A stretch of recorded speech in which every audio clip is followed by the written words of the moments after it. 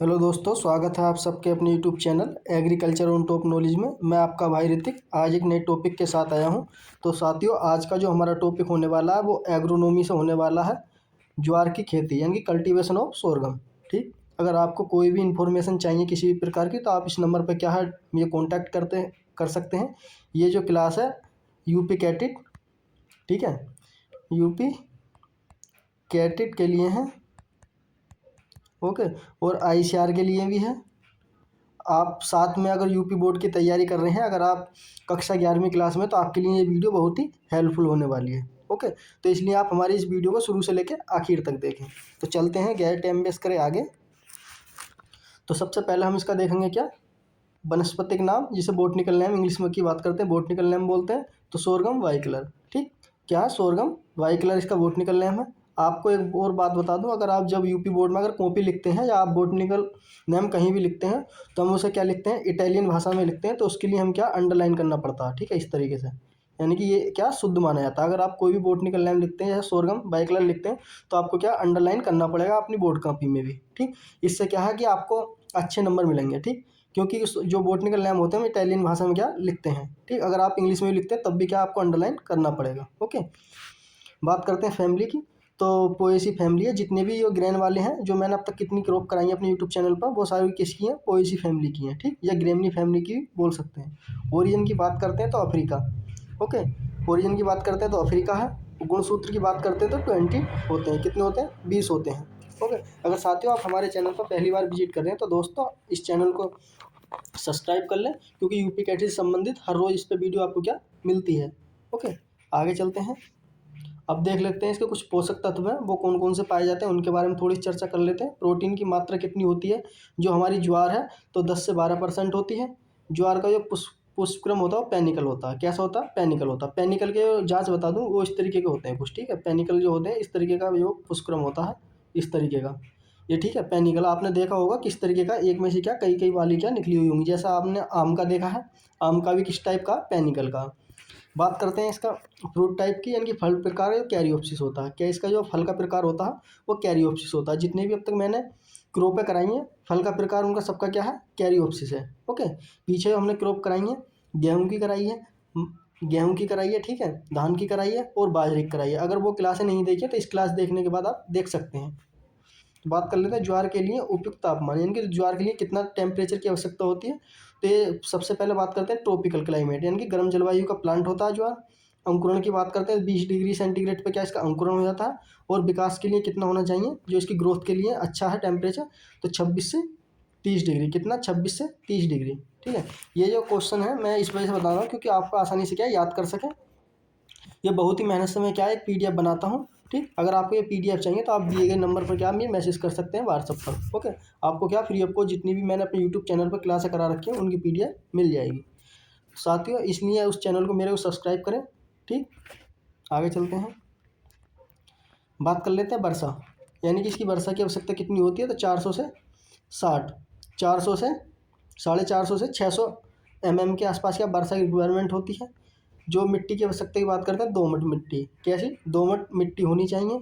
ज्वार में पाए जाने वाला घुरीन, घुरीन नाम का एक क्या एंजाइम पाया जाता है, जिसे हम बोलते हैं SCN भी बोलते हैं। इसकी मात्रा 0.5 क्या होनी चाहिए। अगर इससे ज़्यादा मात्रा होती है उससे क्या, अगर आप पशु के लिए चारा करते हैं तो पशु की क्या मृत्यु भी हो सकती है। ठीक है, आप सोचते होंगे कि हमने क्या है, आपने कभी सोचा होगा कि हम खेत से चराई लाए काट कर, ठीक है, और आपने वो क्या किसी पशु को खिलाई, ठीक, उसके बाद क्या उस पशु की अचानक से तबीयत खराब हो गई उस चरई से, तो आपको लगेगा इसकी तबीयत कैसे खराब हुई। तो उसमें चरई में जो हमारा एक एंजाइम पाया जाता है, क्या बोलते हैं इसे, ग्यूरिन, और बात कर लें दूसरा नाम SCN। ठीक, ये क्या है, ये पशुओं के लिए बहुत ही हानिकारक है, एक विषैला पदार्थ होता है। इसकी मात्रा अगर चरई में क्या 0.5 से ग्राम से ज़्यादा हो जाती है तो क्या विषैला माना जाता है, ठीक है, हानिकारक माना जाता है। ओके, ये जो पॉइंट है इंपॉर्टेंट है, इसलिए मैंने क्या अंडरलाइन किया, इन्हें कर रखा हाईलाइट। ठीक, जितने भी पॉइंट है मैंने आपको बता रखे हैं, अच्छी तरह से आपको क्या पता होनी चाहिए। ओके, आगे चलते हैं, उत्पादन की बात कर लेते हैं। उत्पादन की बात करते हैं तो सबसे ज़्यादा उत्पादन जो होता है अमेरिका में होता है, फिर उसके बाद कहाँ होता है, भारत में होता है। ठीक है, भारत कौन से स्थान पर है, दूसरे स्थान पर। ठीक है, दूसरे स्थान पर क्या भारत है ज्वार की खेती में। ठीक, बात करते हैं भारत में सबसे अधिक कहाँ पर होती है, महाराष्ट्र में होती है। ज्वार कहाँ पर होती है, महाराष्ट्र में होती है। ठीक, बात करते हैं आगे, सीड रेट की बात कर लेते हैं इसकी, ठीक, क्योंकि इसकी सीड रेट क्या हम अलग अलग हिसाब से क्या बोलते हैं। अगर हम चारे के लिए हैं यानी कि फीडर पर्पस, इंग्लिश की बात करते हैं फीडर पर्पस बोलते हैं। ये इंग्लिश के शब्द क्योंकि मैं इस वजह से लाता हूँ, अगर आप बीएससी एग्रीकल्चर जब गवर्नमेंट यूनिवर्सिटी से करोगे तो यहाँ को क्या आपको कुछ पढ़ने पड़ेंगे ये, इससे अगर आप ये सब चीज़ पहले से देख लोगे, पढ़ लोगे अच्छी तरह से, तो आपको यहाँ क्या पढ़ने में क्या आसानी हो जाएगी इंग्लिश में। ओके, इसलिए क्या मैं हिंदी इंग्लिश दोनों में क्या लाने की कोशिश करता हूँ आपके लिए, ठीक। बात करते हैं जो चारे के लिए जो बीज दर है कितनी है, 30 से 40 किलोग्राम पर हेक्टेयर, यानी कि हम चारा अगर बोते हैं चारे के पर्पज से 30 से 40 किलोग्राम क्या हम बुआई करेंगे। अगर हमें उसका अनाज उत्पादन करना है, ठीक है, ग्रेन पर्पज से अगर हम ग्रो करते हैं तो 8 से 12 केजी, कितनी 8 से 12 केजी के आसपास क्या रिक्वायरमेंट होती है, ठीक। बात करते हैं सब पंक्ति से पंक्ति की दूरी, यानी कि रो से रो की डिस्टेंस कितनी रखते हैं, रो इंटू प्लांट की बात करते हैं तो कितनी रखते हैं, 45 इंटू 15 सेंटीमीटर, ठीक है। एक क्या इसमें आप कर लेना, एक पौधा कर लेना इधर, ठीक है, ये पौधा कर लेना, प्लांट से पंक्ति की दूरी कितनी रखते हैं, 45 इंटू 15 सेंटीमीटर के आसपास, ठीक। 1 हेक्टेयर में पौधों की संख्या लग जाती है, कितनी लग जाती है हमारी, 1.5 लाख, कितनी लगती है, 1.5 लाख लगती है, ठीक है। बात करते हैं नोट, ये इंपॉर्टेंट पॉइंट है कहते हैं, ये आपको क्या पता होना चाहिए। ये एग्जाम में क्या पूछा जाता है, ज्वार को कैमिल क्रॉप के नाम से जाना जाता है। जो ज्वार है उसे कैमिल क्रॉप से जाना जाता है, क्योंकि देखो कैमिल जो क्रॉप है वो किस लिए जाना जाता है, क्या जो आपने ऊँट देखा होगा वो क्या है, सूखा के प्रति यानी कि उसे पानी के प्रति क्या रेजिस्टेंस होता है, यानी कि पानी उसे क्या बहुत कम चाहिए होता है, तो इसलिए क्या है ये भी क्या है कैमिल क्रॉप के नाम से क्या जाना जाता है, क्योंकि सभी पानी की बहुत कम आवश्यकता होती है, ठीक है, मतलब आवश्यकता तो होती है पर कम होती है, इसलिए इसे क्या जाना जाता है, कैमल क्रॉप, ठीक है, यानी कि ऊँट वाली क्रॉप है उसके नाम से क्या जाना जाता है। आपको ये मिलेगा कैमिल क्रॉप के नाम से क्या देखने को मिलेगा एग्जाम में। ओके, इंपॉर्टेंट पॉइंट है ये वाला। आगे चलते हैं, बात कर लेते हैं प्रमुख वैरायटी, इसकी कुछ वैरायटी हैं उनके बारे में थोड़ी सी बात कर लेते हैं, वो कौन कौन सी वैरायटी हैं। तो CHS1 है, ये कैसी है, सूखा के प्रति क्या सहनशील है, यानी कि जो ड्वार्फ रेजिस्टेंस है उसमें क्या ग्रो कर सकते हैं। CHS9 है, CHS9 है, CSU15 है, ठीक है, यानी कि 15 है, ये चारा प्लस दानों के पर्पज से दोनों से क्या ग्रो कर सकते हैं। ये जो वैरायटी मैंने इंपॉर्टेंट वैरायटी ली है ये ज़्यादातर क्या एग्जाम में पूछी गई हैं, वही वैरायटी हैं, ठीक है, इनसे ज़्यादा कुछ नहीं पूछा जाएगा। ओके, बात करते हैं, आप अपने यूपी बोर्ड में भी क्या इन वैरायटियों की लिख सकते हैं। ओके, एक है पूसा चरई, ठीक है, ये इसके लिए क्या 2 कटाई करते हैं हम, ठीक है, 2 कटाई करते हैं, ये पूसा चरई है, पूसा चरई 1 इसकी 2 कटाई कर सकते हैं, ठीक। ये कब, एक है हमारी M35-1, ठीक है, एक क्या M35-1 भी है। बात कर लेते हैं अन्य वाली, SSG 888 है, SSG कितनी है हमारी, SSG कितनी है, ठीक है, 551 है, SSG कितनी है, 53 है, SSG कितनी है हमारी 89 है, SSG कितनी है हमारी 36 है। ये कैसी है हमारी सब वैरायटी किसकी, ज्वार की, ये आपको पता होना चाहिए, वैरायटी हर किसी की क्या आपको पता होनी चाहिए, ठीक, जितनी मैं इतनी PDF में दे रखी कम से कम आपको इतनी क्या पता होनी चाहिए। ओके, अब बात कर लेते हैं दोस्तों इसके फर्टिलाइज़र की, ठीक है, किसकी, फर्टिलाइज़र की, ठीक। फर्टिलाइज़र की बात करते हैं तो इसके लिए कितना चाहिएगा फर्टिलाइज़र, तो मैं आपको बता दूं, वो फर्टिलाइज़र चाहिएगा इसके लिए आपको, 1 मिनट रुकना,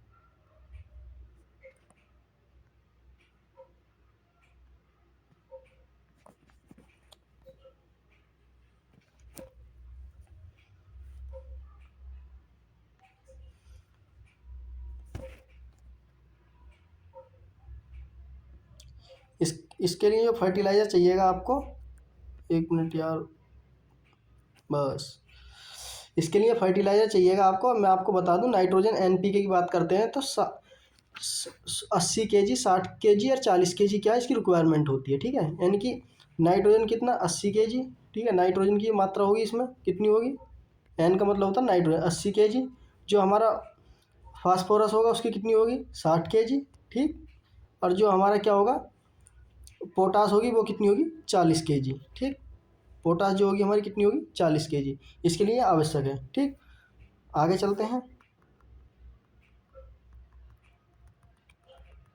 अब देख लेते हैं इसकी क्या है जैविक खाद की, ठीक है, किसकी, जैविक खाद की। तो जैविक खाद जो डालते हैं हम गोबर वाली खाद वो कितनी डालते हैं, तो वो डालते हैं हम कितनी 10 से 12 टन पर हेक्टेयर, ठीक है, कितनी डालते हैं 10 से 12 टन पर हेक्टेयर, ठीक।